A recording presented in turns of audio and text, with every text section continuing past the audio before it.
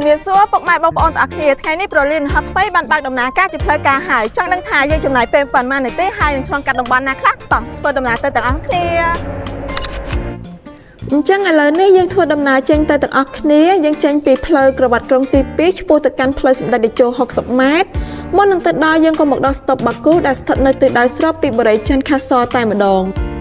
យើងបានមកដល់ស្តុបបំបីផ្លូវ60ម៉ែត្របើពុកម៉ែបងប្អូនបត់ឆ្វេងនឹងទៅដល់ផ្សារទំនើប Eon 3ហើយបើបត់ស្ដាំនឹងទៅដល់ប្រលានយន្តហោះថ្មីអញ្ចឹងយើងធ្វើការបត់ទៅស្ដាំទាំងអស់គ្នាបងប្អូនមានឃើញស្ពានអាកាសភ្លោះថ្មីនោះទេ